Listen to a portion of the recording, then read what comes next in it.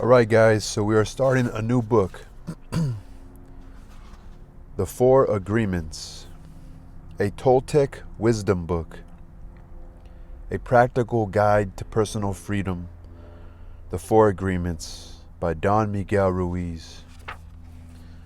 I wasn't going to do this, but I'm going to just read kind of all the way up to the first chapter. Introduction, I guess. The Four Agreements. Be impeccable with your word. Speak with integrity. Say only what you mean. Avoid using the word to speak against yourself or to gossip about others. Use the power of your word in the direction of truth and love. Don't take anything personally. Nothing others do is because of you. What others say and do is a projection of their own reality, their own dream.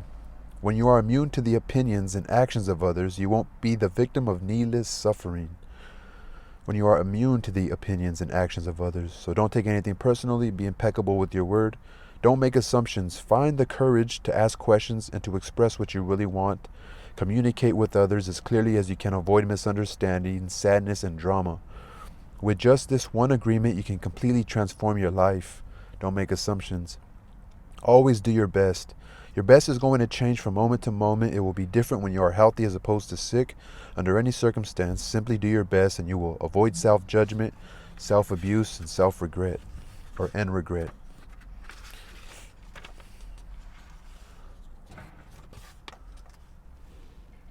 To the circle of fire, to those who have gone before, those who are present, and those who have yet to come. So acknowledgements. I would like to humbly acknowledge my mother, Sarita, who taught me unconditional love, my father, Jose, who taught me discipline, my grandfather, Leonardo Macias, who gave me the key to unlock the Toltec mysteries, and my sons, Miguel, Jose Luis, and Leonardo. I wish to express my deep affection and appreciation to the dedication of Gaia Jenkins and Trey Jenkins. I would like to extend my profound gratitude to Janet Mills, publisher, editor, believer. I'm also abidingly grateful to Ray Chambers for lighting the way.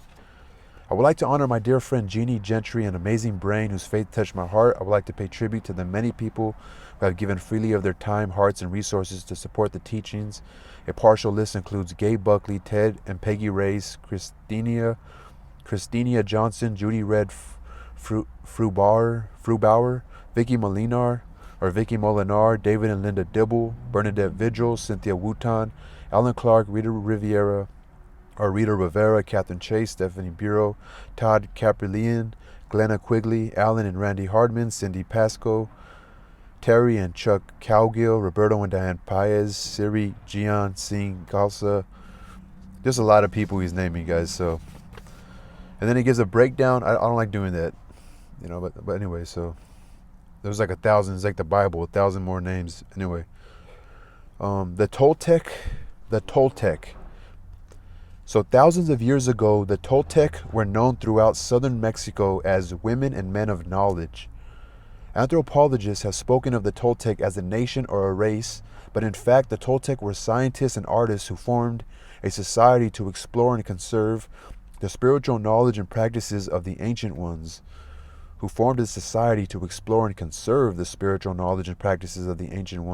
They came together as masters, naguals, and students as Teotihuacan, the ancient city of pyramids outside Mexico City, known as the place where man becomes God.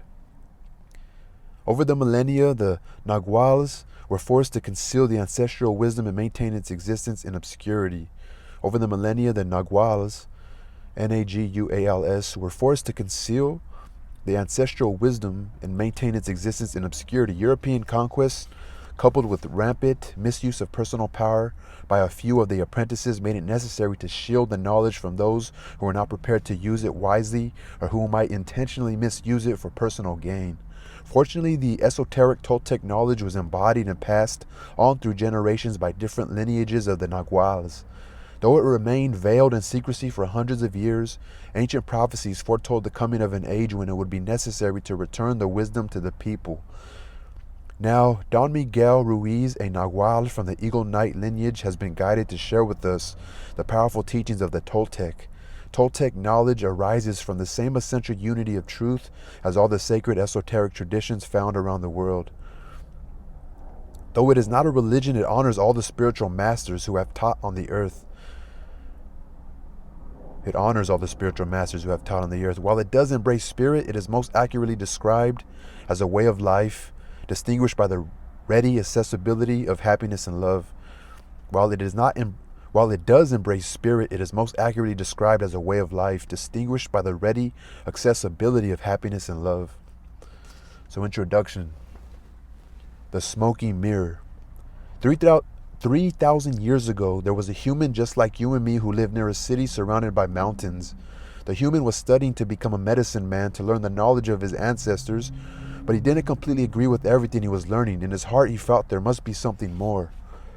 One day, as he slept in a cave, he dreamed that he saw his own body sleeping. He came out of the cave on the night of a new moon. The sky was clear and he could see millions of stars. Then something happened inside of him that transformed his life forever. He looked at his hands, he felt his body, and he heard his own voice say, "I am made of light, I am made of stars." Then something happened inside of him that transformed his life forever. He looked at his hands, he felt his body, and he heard his own voice say, "I am made of light, I am made of stars." He looked at the stars again and he realized that it's not the stars that create light, but rather light that creates the stars. Everything is made of light, he said, and the space in between isn't empty. And he knew that everything that exists is one living being, and that light is the messenger of life because it is alive and contains all information. Then he realized that although he was made of stars, he was not those stars. I am in between the stars, he thought, so he called the stars the tonal or tonal, Tonal, and the light between the stars the nagual. And he knew that what created the harmony and space between the two is life or intent. Without life, the tonal and the nagual cannot exist. Life is the force of the absolute, the supreme, the creator who creates everything. This is what he discovered. Everything in existence is a manifestation of the one living being we call God.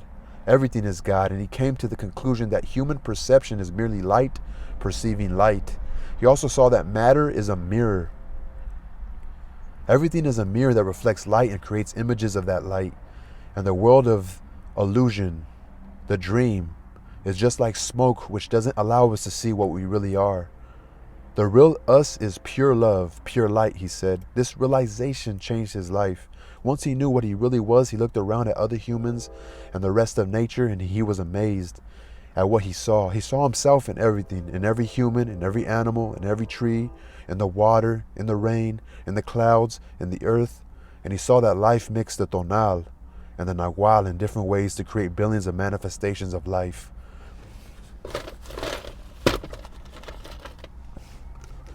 So the tonal and the nagual, using a highlighter.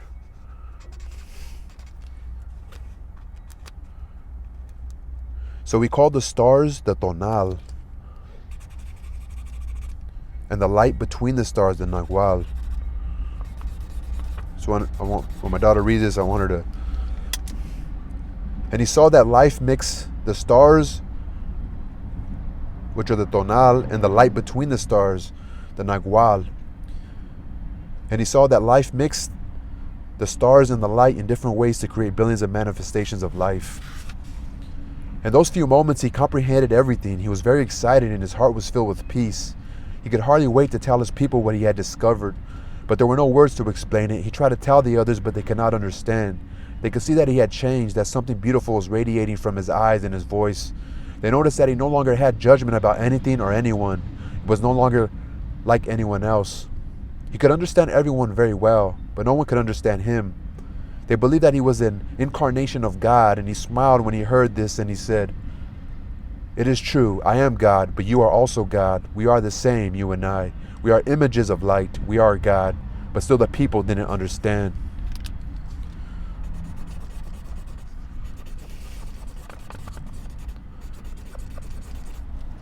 He had discovered that he was a mirror for the rest of the people, a mirror in which he could see himself. Everyone is a mirror, he said. He saw himself in everyone, but nobody saw himself, but nobody saw him as themselves. And he realized that everyone was dreaming, but without awareness, without knowing what they really are. They couldn't see him as themselves because there was a wall of fog or smoke between the mirrors, and that wall of fog was made by the interpretation of images of light. The dream of humans. Then he knew that he would soon forget all that he had learned. He wanted to remember all the visions he had had, so he decided to call himself the smoky mirror, so that he would always know that matter is a mirror and the smoke in between is what keeps us from knowing what we are. He said, I am the smoky mirror because I am looking at myself in all of you, but we don't recognize each other because of the smoke in between us. That smoke is the dream, and mirror is you, the dreamer, and mirror is you, the dreamer. So if we're all the same, he's pretty much saying, but that dream, everything in between us, all our wants and desires, and afraid of people taking from us or hurting us, or how we judge people, that's not allowing us to really see that we're all the same. So here's a quote at the end of this introduction. Living is easy with eyes closed, misunderstanding all you see. Living is easy with eyes closed, misunderstanding all you see. Oh, that's crazy. That's like a double meaning right there. It's ambiguous. It's by John Lennon. Can't believe this dude quoted a rock star pretty much. Living is easy with eyes closed. Misunderstanding is all you see. I always say I wish I was blind, Anyway, that's the end of that introduction. I want to say this. Let me read this, the end of this book, because it's kind of talking about him. So Don Miguel Ruiz was born into a family of healers and raised in rural Mexico by a curandera, a healer mother, and a nagual, shaman father, or shaman grandfather. So he had his mother was a curandera and his grandfather was a shaman. The family anticipated that Miguel would embrace their centuries-old legacy of healing and teaching and carry forward the esoteric Toltec knowledge. Instead, distracted by modern life, Miguel chose to attend medical school and become a surgeon. A near-death experience changed his life. Late one night in the early 1970s, he awoke suddenly, having fallen asleep at the wheel of his car. At that instant, the car careened into a wall of concrete. Don Miguel remembers that he was not in his physical body as he watched himself pull his two friends to safety. Stunned by this experience, he began an intensive practice of self-inquiry. He devoted himself to the mastery of the ancient ancestral wisdom, studying earnestly with his mother, and completing an apprenticeship with a powerful shaman in the Mexican desert. His grandfather, who had since passed on, continued to teach him in his dreams. In the tradition of the Toltec, a nagual guides an individual to personal freedom. Don Miguel Ruiz, a nagual from the Eagle Knight lineage, has dedicated his life to sharing the wisdom of the ancient Toltec. So nagual, a shaman, that was his grandfather, and his curandera was his mom, a healer. I'm gonna read chapter. I gotta read chapter 1 pretty quick. I gotta go to work soon. I'm excited about this book. It's not long at all.